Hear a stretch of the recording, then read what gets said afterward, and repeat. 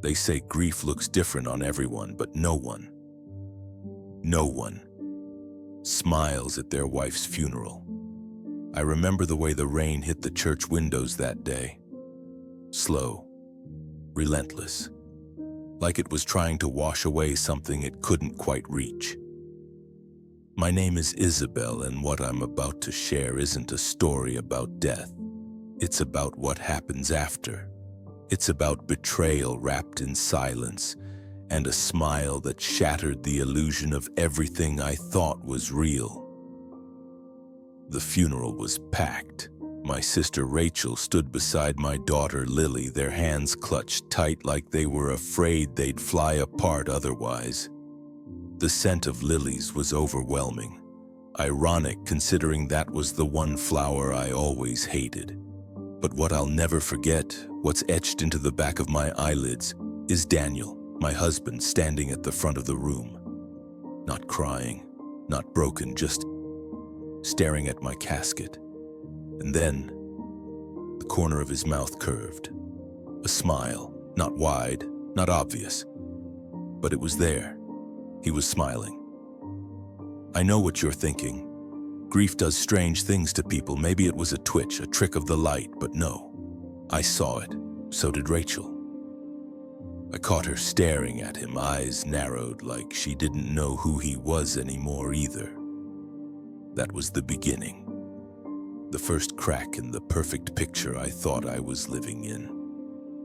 I was recovering from surgery, nothing too dramatic. A minor complication from a lingering illness, one we thought was under control. Daniel had come to visit, but he barely looked at me. His phone was in his hand the whole time, typing, scrolling, typing again. I asked him if everything was okay. He said, "Work." But I noticed it, the way he kept tilting his screen away from me. That's when the pit started forming in my stomach. On my last night at the hospital, a nurse, kind, older, chatty, stopped to check my vitals. She smiled at me and said, "Your husband's such a romantic. The flowers he left this morning were beautiful." I blinked. "What flowers?" She looked confused. "The ones he left for you earlier today. A whole bouquet. He said he had to run and wanted to surprise you." There were no flowers in my room. She quickly apologized, said maybe she mixed up patients, but I saw the shift in her face, like she suddenly realized something she shouldn't have said. I didn't sleep that night. When I got home, everything looked the same, but felt different. Daniel was attentive, kind, like a man trying a little too hard. Lily was quiet, staying in her room more often, and Rachel kept giving me these long, searching glances. It was like they all knew something I didn't. So I did what I never thought I'd do in my marriage. I went through Daniel's phone. It was locked, of course, but the iPad synced with his messages. It took me 2 swipes, 2 seconds, and then I saw it. Her name was Alicia, a contact I'd never seen before, but the messages, they were recent, constant, intimate. "I miss you." That night at the lake house, I keep replaying it. I hate lying to her, but it'll be over soon. It'll be over soon. Those words hit me like a freight train. Over, as in me. The next morning, I was barely holding myself together. I was staring at the iPad when Rachel walked in with coffee. She didn't say anything, just looked at me, looked at the screen, and sighed. "I was going to tell you," she said softly. "I just didn't know how." That's when I realized she knew. She'd known.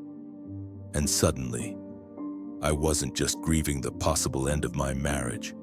I was grieving every lie I hadn't seen, every whisper behind my back, every late meeting and out-of-town conference that now felt like pieces of a puzzle I never wanted to finish. That was 3 weeks before my funeral, 3 weeks before my life and death became a mystery begging to be unraveled. But the truth wasn't buried with me. It followed him home. It followed him into the church, and it smiled back. After Rachel saw the messages, she stayed silent for a beat. Then she whispered, "You need to be careful, Izzy." I laughed, not because anything was funny, but because of how absurd it sounded. Careful? In my own house? With my own husband? But something in her voice and the way she looked at me scared me. Just a few days later, I collapsed in the kitchen. One second, I was making Lily's lunch. The next, darkness. I woke up in a hospital bed again. Only this time, the air felt colder, heavier. The doctors ran tests. Something was off. My vitals were erratic. My symptoms didn't align with anything they could trace, but they said it was complications related to prior medication. That didn't make sense. I hadn't changed anything, except Daniel had been the one handling my pills lately. Ever since I got home, he insisted on helping, insisted on being the good husband. But now I wondered, what exactly was he helping with? While I was in the hospital, Rachel stayed at my house to take care of Lily. She didn't tell Daniel she'd be there. Said she wanted to surprise Lily after school. What she didn't expect was to hear voices upstairs. Daniel's voice and a woman's. Rachel hid in the hallway, phone recording in her shaky hand. "She's getting worse, it's working. Are you sure it won't trace back? We'll be free soon, just a little longer." She told me this with tears in her eyes when she visited. "Isabel, he's planning something awful." Rachel and I dug into Alicia. Turns out she wasn't some random woman. She used to work with Daniel, briefly.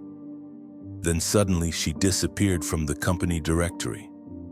We found an old Facebook profile, photos of her and Daniel at a company retreat, smiling. Close, too close. Rachel contacted a former colleague of Daniel's, someone she used to date. That's how we learned Alicia had been fired for inappropriate conduct. But there were whispers it had nothing to do with her, and everything to do with Daniel. I needed to protect Lily, so I changed my will. I left a sealed envelope with Rachel, told her if anything happened to me, she needed to open it. It contained passwords, bank information, a copy of the revised will, and a letter for Lily. Because deep down, I didn't think I had much time left. I remember it so clearly. The moonlight spilling across the hallway floor, the sound of Lily's soft snoring. I got up to get water and saw Daniel in his study, typing. When he noticed me, he jumped. "Couldn't sleep," I said. He smiled, that practiced smile, the one that never touched his eyes anymore. Me neither. That was the last night I ever saw my home.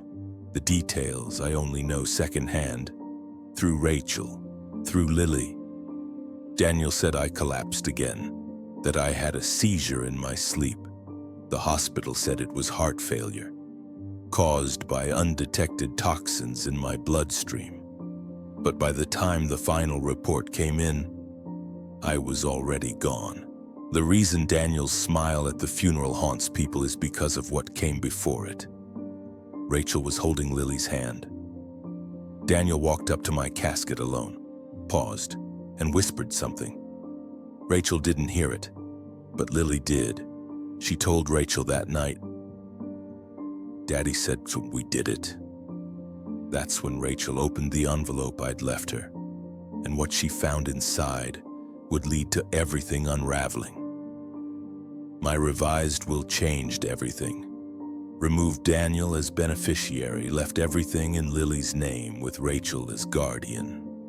But the letter I wrote, that was what broke her. I wrote, "If I'm gone and you're reading this, "Don't trust Daniel.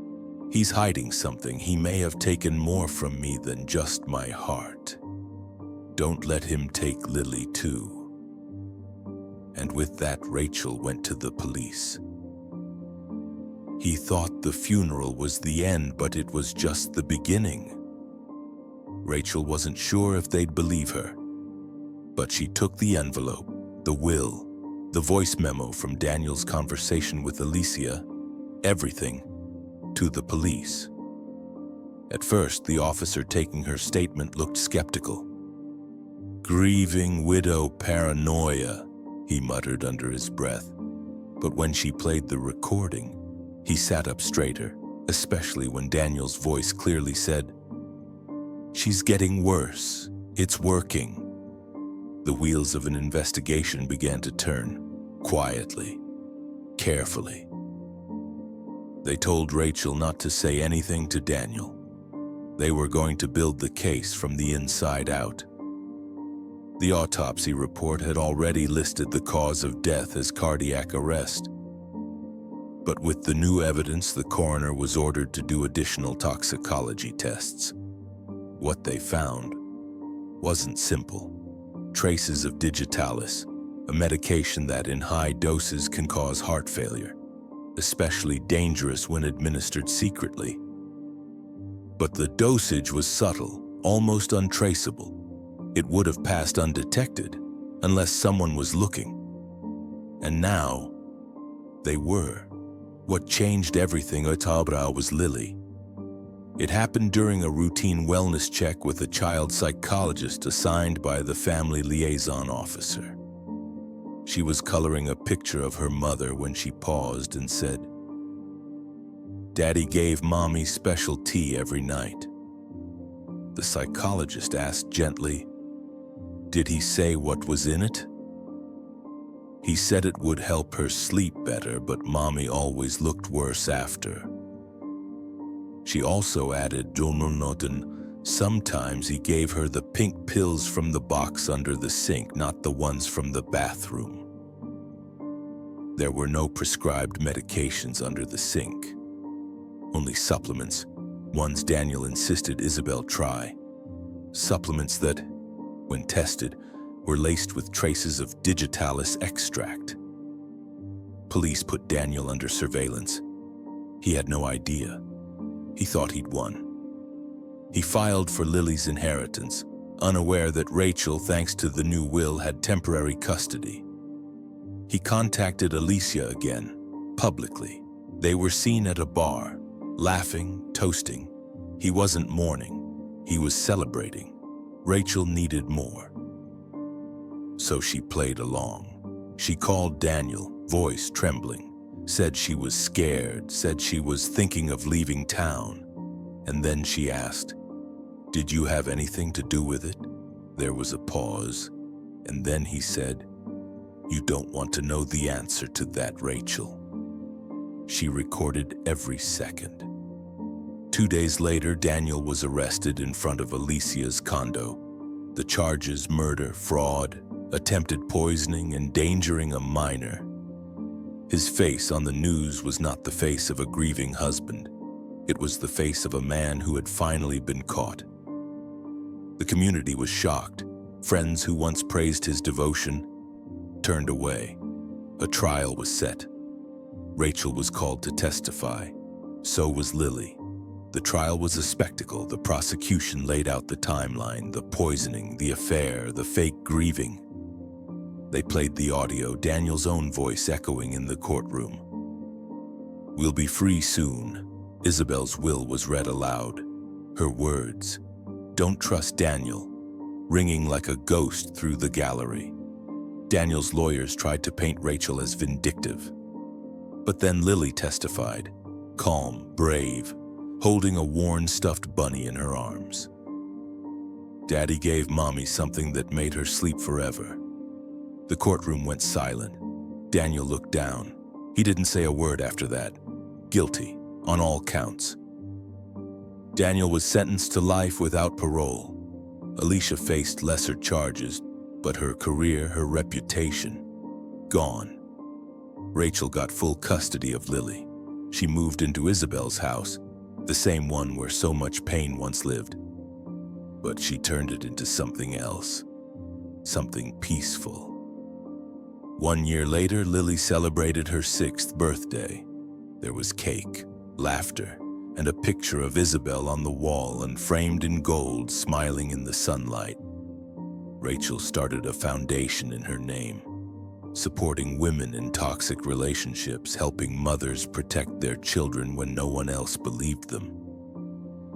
Isabel didn't get to live past 33, but her voice still echoed. In court, in her daughter, and now in the thousands of women her story would help protect. He smiled at the funeral, but the truth wiped it off his face forever. The courtroom was packed. Reporters, family, strangers who had followed the headlines. Widower accused of poisoning wife for insurance money. Rachel sat in the front row holding Lily's small hand.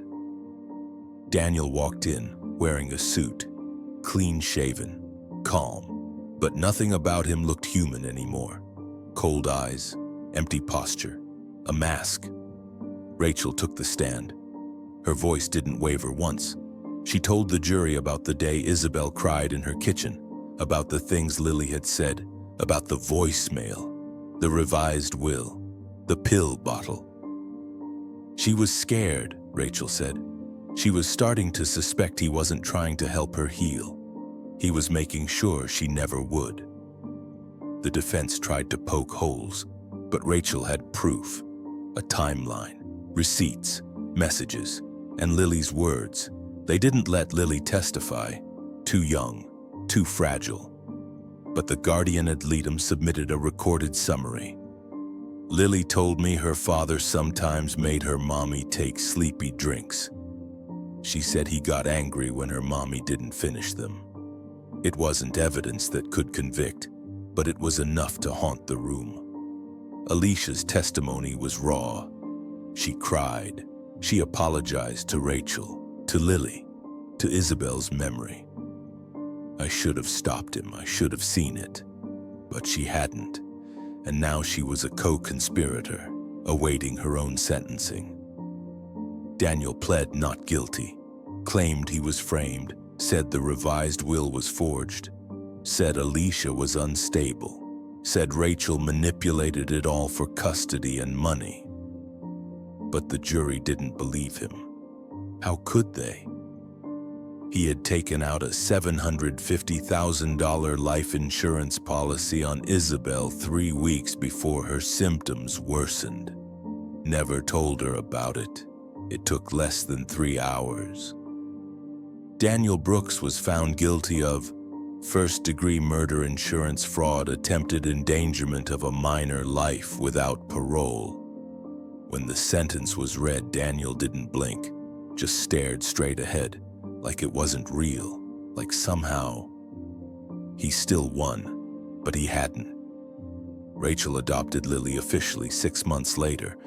They moved into a new home, smaller, warmer.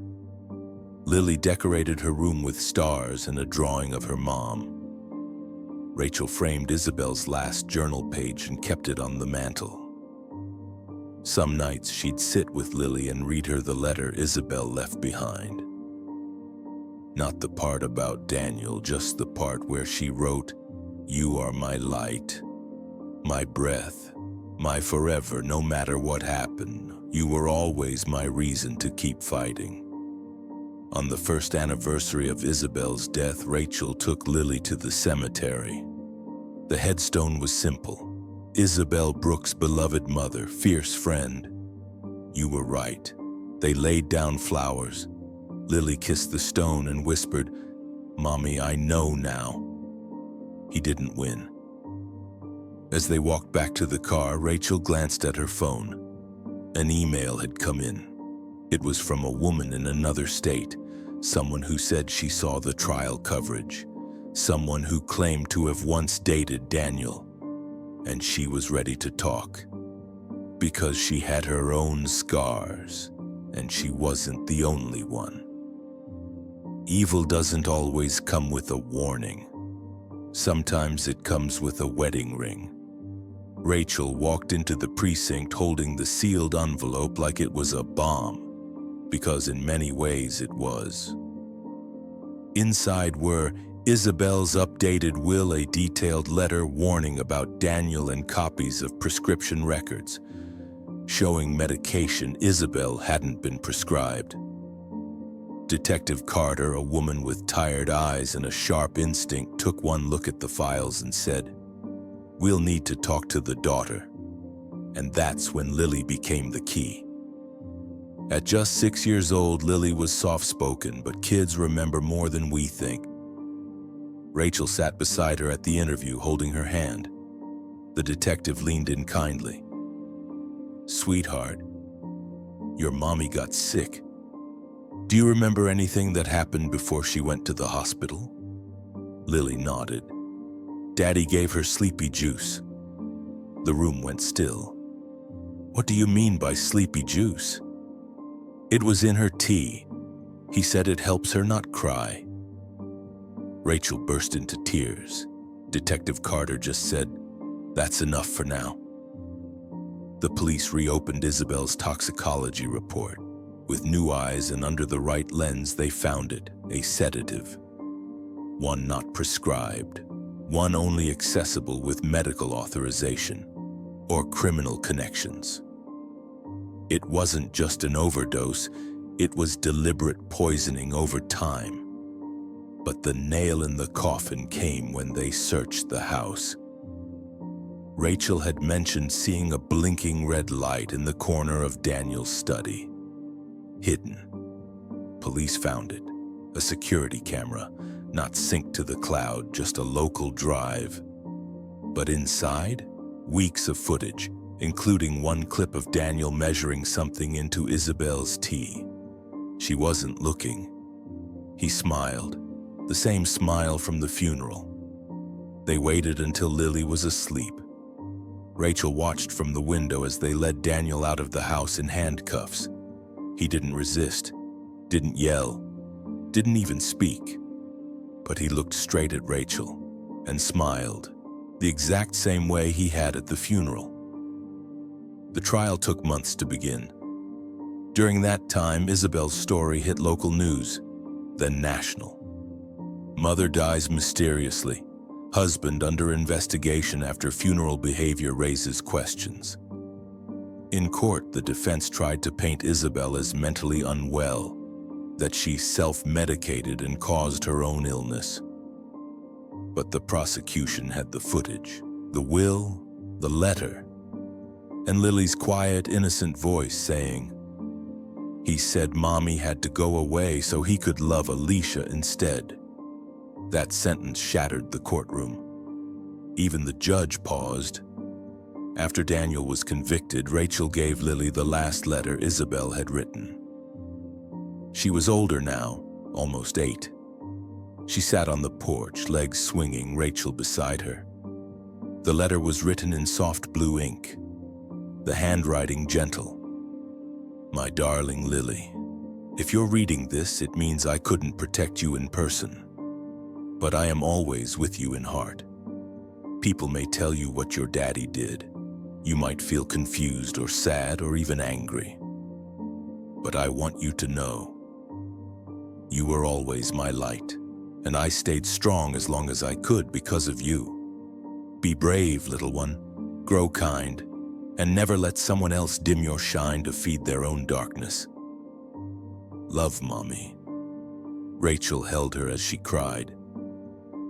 A year passed. Lily started 2nd grade. She laughs more now. Rachel adopted her officially after the court granted full guardianship. She's even kept the same house there because Lily said, "That's where Mommy lived, and she still lives here, just invisible now." Rachel turned the study into a garden room, full of light, plants, and framed photos of Isabel smiling, and the channel that told Isabel's story. It helped pass a bill requiring stricter investigation into prescription use in spousal care situations. Isabel's story didn't end in silence. it ended in change. He smiled at her funeral. But today, it's Lily who smiles. Because even though her mother is gone, the truth lives on. Told in tears, real stories that stay with you